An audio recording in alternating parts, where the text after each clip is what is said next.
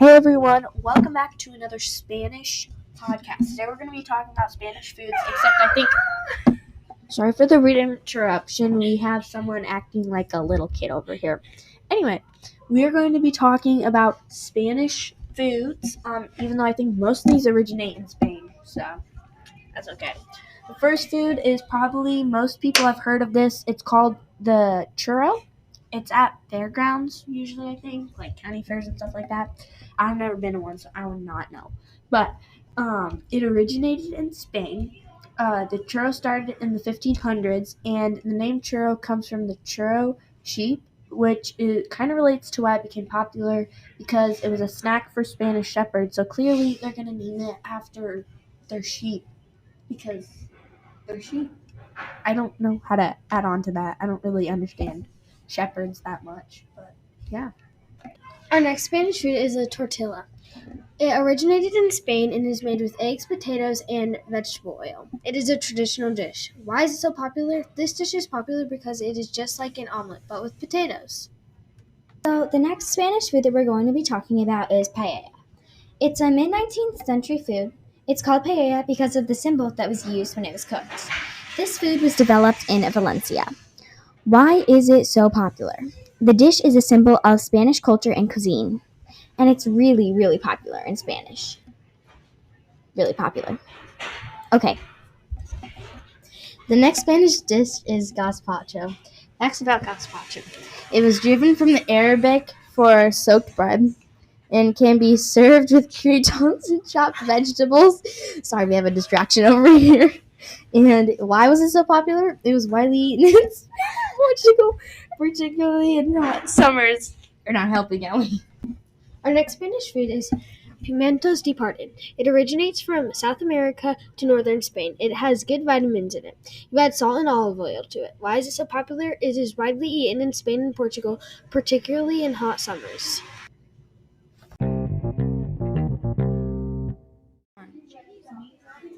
Hello, everyone, and welcome to our podcast about Spain in the Spanish language. Today, we will go in to talk about the importance of the Spanish language in the world. That's right. Did you know that Spanish is the second most spoken language in the world? There are over 500 million people who speak Spanish as their first or second language. That's amazing! Spanish is not only spoken in Spain, but is also spoken in many other countries like Mexico, Argentina, Colombia, and Peru. Yes, and speaking Spanish can give you a lot of advantages. For example, if you can speak Spanish, you can communicate with people from different countries and cultures. You can also travel to many cultures where Spanish is the official language. That's true. Speaking Spanish can also help you in your career. Many big businesses are looking for people who can speak Spanish because it's a very important language in the business world.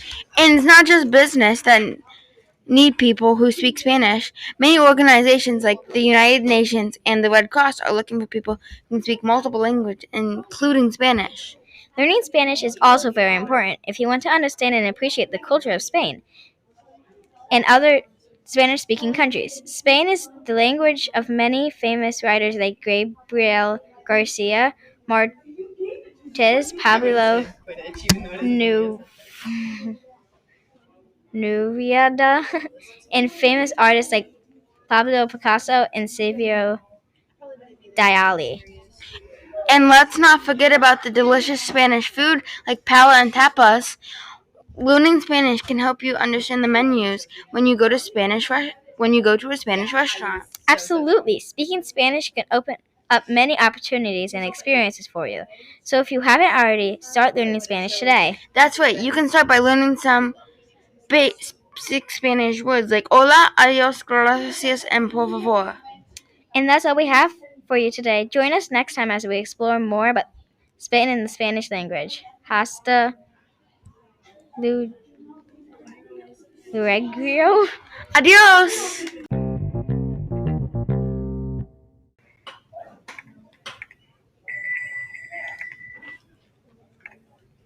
Welcome back to the Spanish Food Taste Testing Podcast.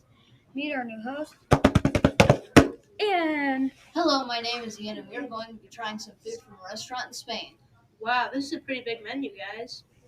We are here at Los Pollos Hermanos for this episode. I'll take some gazpacho. Gazpacho is a dish served cold because in the area it is normally very hot. This can cool down the person eating it and can also surprise them if they don't know it's hot. I'll take some tortillas. It's a Spanish omelet made up of eggs and potatoes, but also can include churros, peppers, and onions. I'll have the ribeye scandal. Ribeye scandal is a Spanish steak with onions and is very important to Spain's culture. Okay, I'll be right back with food. 45 minutes like that. Here you go. Thank you. Wow, guys, this looks really good. Anything else? Yeah, I'll get some churros and melted chocolate. Okay, I'll be right back. 15 minutes like that. Here you go. Thank you. The end. The end. Hola, and welcome back to our podcast about Spain and Spanish languages. Today we will be talking about the Roman period in Spain. The Romans were one of the most powerful empires in the ancient world. They conquered Spain in the 2nd century BC. That's right. The Romans were also known for their military strength, and they were able to conquer many parts of the world, including Spain. And when the Romans took over Spain, they established their capital in Tarragona. This city became a center of culture, art, and architecture during the Roman period. The Romans also played an important role in the spread of Christianity in Spain. St. James, one of the 12 apostles of Jesus, is believed to have preached in Spain during the Roman period. That's correct. The Romans were also responsible for building many important structures in Spain, including aqueducts, roads, and bridges. And even though the Roman Empire eventually fell in the 5th century AD, their legacy lives on in the Spanish history and culture. That's true. Many of the beautiful buildings and artworks were created during the Roman period can still be seen in Spain today. And if you ever visit Tarragona, you can see the beautiful Roman amphitheater that was built during the Roman period.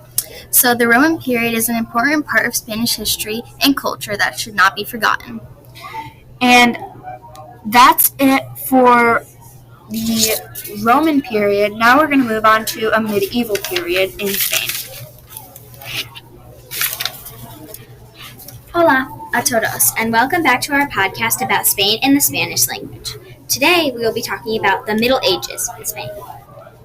The Middle Ages, also known as the medieval period, lasted from the 5th to the 15th century in Spain. That's right. During the Middle Ages, Spain was a collection of different kingdoms and regions, each with their own customs and traditions. And one of the most important events of the Middle Ages in Spain was the Muslim invasion in 711. The Muslims conquered most of Spain and established the Caliphate of Cordoba. The Muslim rule in Spain brought many advances in science, art, and architecture. The Great Mosaic of Cordoba and the Alhambra Palace in Granada are just a few examples of the stunning architecture from the Muslim period. But the Muslim rule in Spain eventually came to an end. In the 15th century, when the Christian kingdoms of Spain united and launched the Reconquista, a long period of wars to recapture the Muslim territories. And even though the Visigothic kingdom was eventually conquered by the Moors in the 8th century, their legacy lives on in Spanish history and culture.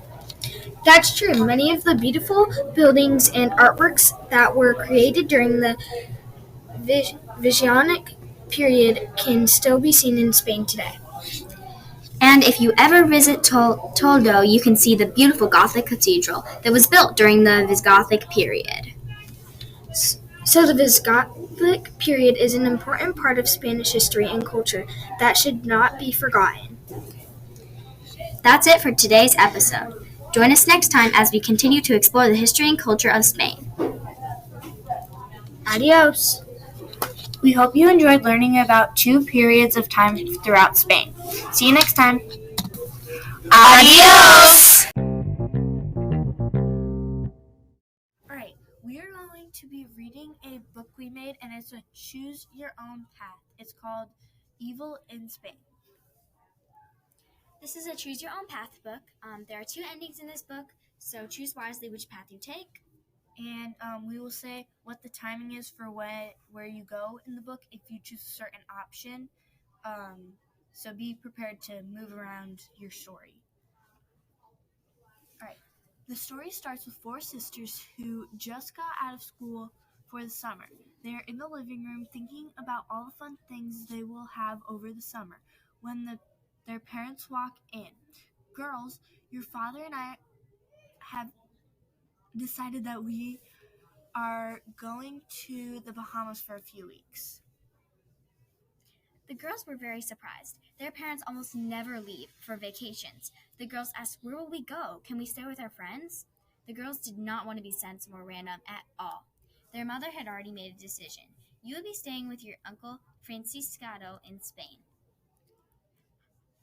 After that, the girls met up in Taylor's room. Taylor was the smart and athletic one.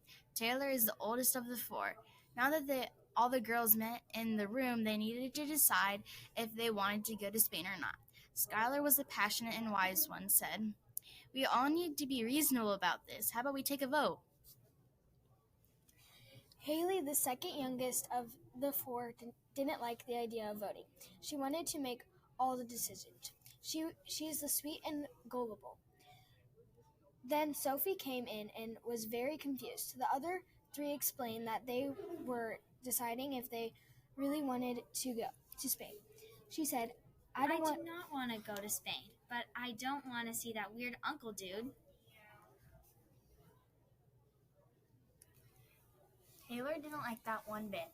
You need to be kind. Well, be spending a lot of time with that uncle. After lots of arguing, they decided to have a good attitude about going to Spain. It was the morning of the plane ride. The whole family would travel to the airport, then they would split up and go on their separate planes. Taylor and Skylar would be in charge of the younger ones on the plane and until their uncle could take over. All 4 of the girls were very excited about riding on the airplane. Everything went well on the plane except for Haley had to go to the bathroom right when they had some turbulence. Finally, after a very long plane ride, the girls were ready to go meet their uncle. Sure enough, their uncle was waiting for them at the airport. They were surprised to find a fairly nice-looking man. He said, "Hello, girls. How are you? We're going to go to the house, and we might go out to eat somewhere." The girls were surprised that their uncle was so nice. They thought that he would be mean. Their uncle ended up taking them to the Casa da Tria. They enjoyed it. Their uncle's house was nice. It was small but welcoming. When Sophie walked in, she said, "Uncle, what's that note on the table? It says Kidn." Her uncle quickly snatched the note and said, "Don't read that." Later, the girls found their rooms. Taylor and Sophie will share a bedroom. Skylar will share with Haley. Later, when they were all asleep, Skylar woke up because she was hungry. She quickly decided she'll see what's in the kitchen. She was stopped on her way there by a light coming from their uncle's bedroom. She overheard his conversation. "Yes, the girls are here. They think I'm just a nice old uncle, but I have our kidnapping all planned out. Yes, the plan will go into action very soon."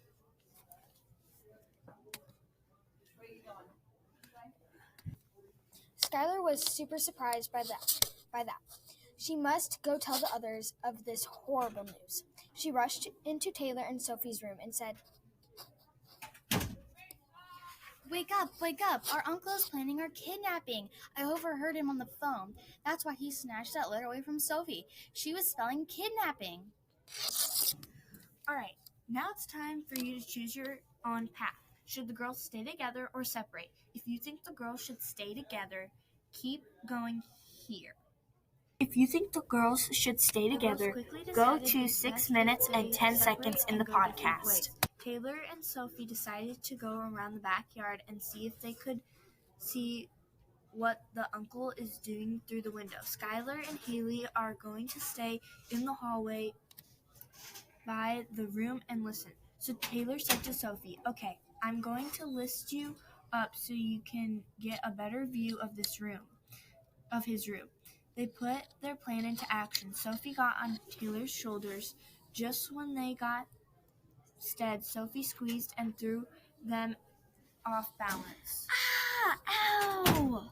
Sophie had sprained her ankle and started yelling. That, of course, altered their uncle, who walked outside his room. Their uncle caught Skylar and Haley spying on them and said, "You two, come with me. You make one wrong move and you'll be sorry." The girls obviously followed him. Finally, they all met outside. Their uncle said, "Girls, get in my van. We're going somewhere far away. If you even move, you're all done. Got it?" The girls all just nodded. In the end, the police caught him, and the girls were saved and reunited with their parents. They still made the worst decision ever. They were kidnapped and almost hurt. All right, now it's time for the second part where the girls stay together. The girls picked up that it was best to stay together and get help. So they first called the cops, and the cops told them they had been trying to get their uncle for a while. He had done a lot of kidnapping. The girls gave them the location they were at, and the cops said that they would be there soon. The girls got everything ready when their uncle came in and was wondering if something was going on. He could hear them from the other room. In that moment, the sirens were able to be heard in the house. The uncle told them to stay still. As soon as their uncle left, they locked the door and moved their beds to the door so you would not be able to get in. They then went outside the window and ran to the front of the house. By then they could see the sirens, so they knew the cops would be there soon. They didn't know if they should call their parents or just wait. Now it's time for one more choice. If they should call their parents, keep staying. Otherwise, if they're going to call the cops, go to 8 minutes and 10 seconds. They picked to call their parents. They told their parents, and their parents felt so bad for everything that had happened. They also promised to never take another trip without them. Then they said they would meet them in Spain at the airport tomorrow and go home. After they finished the phone call, and the cops came and arrested their messed up uncle. The next day they met up with their parents and they went home. The girls said that they never wanted to go to Spain again after that crazy adventure.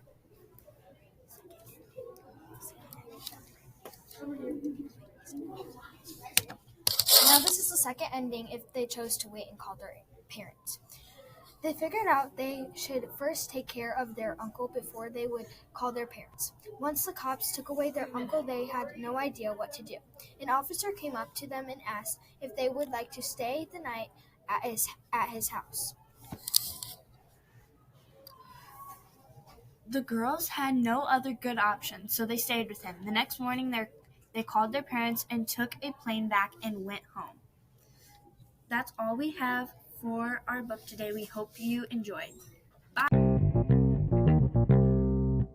Welcome to Ava and Jocelyn's podcast about penguins. Please do not make fun of us. We do not know how to speak Spanish. Las Adventuras de los Penguins. En el éxito de Chicago. Elegantos penguins termina la adventuras de experiencia y visita a México en es momento no se permiten ventas y el alcohol. Un pingüino llama Wellington tuvo una gran aventura el domingo 15 de marzo. Dos pingüinos llamados Edward y Annie ladrían el lunes 16 de marzo a Pascua. Thank you for listening, and please don't make fun of us. We can't speak Spanish. Hola todos, and welcome back to our podcast about Spain and the Spanish language. Today we will be talking about one of the most important aspects of the Spanish culture, food. Spanish cuisine is known for its bold flavors and diverse ingredients. From seafood to cured meats, Spain has something to offer for every taste bud. And one of the most iconic Spanish dishes is paella. Paella is a rice dish that originated in Valencia and is usually made with seafood, chicken, or vegetables. But Spain is also known for its cured meats, like jam liberico, a type of cured ham made from Liberian pigs that are fed on acorns. And let's not forget about tapas, a collection of small dishes that are meant to be shared. Some of the most popular tapas include patatas bravas, tortilla español, and abrillas, or Spanish meatballs. And speaking of meatballs, Spain is also famous for its chorizo, a spicy sausage that is often used in cooking or eaten as a snack. And we can't forget about the desserts. Spanish desserts are often made with almonds, honey, and other sweet ingredients. Some of the most popular desserts include churros con chocolate and tarte de Santiago, a traditional almond cake. If you're thirsty, Spain has some great beverages too. So whatever you're in the mood for, seafood, meat, or something sweet, Spain has something to offer for everyone. That's right, and one of the best ways to experience Spanish cuisine is by visiting a local market and trying to find some of the local specialties. And that's it for today's episode. Join us next time as we continue to explore the culture and the language of Spain. Hasta luego! Adios!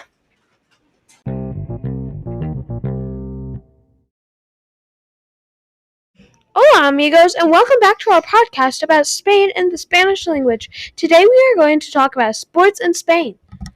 Spain is a country that is passionate about sports. There are so many different sports that are popular across the country.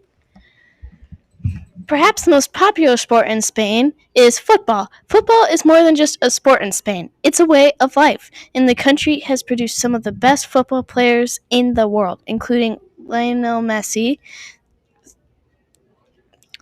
Xavi, and Andreas Iniesta. And let's not forget about the Spanish national football team, which has won 3 major international tournaments, including the World Cup in 2010.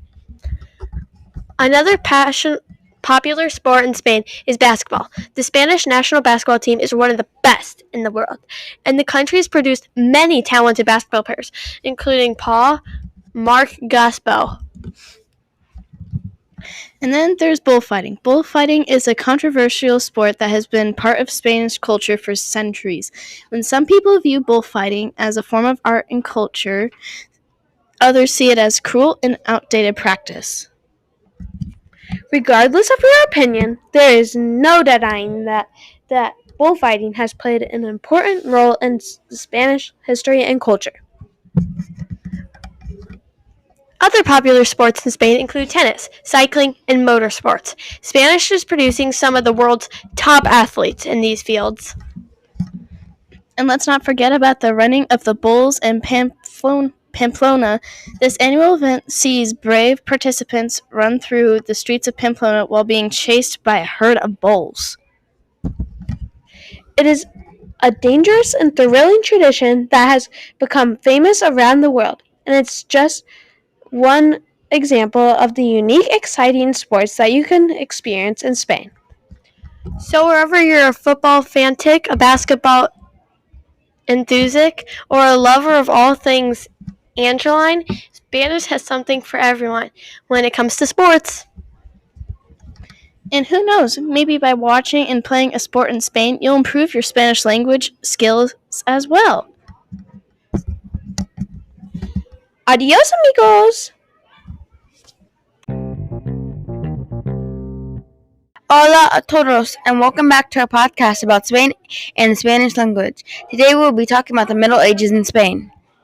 The Middle Ages, also known as the medieval period, lasted from the 5th to the 15th century in Spain.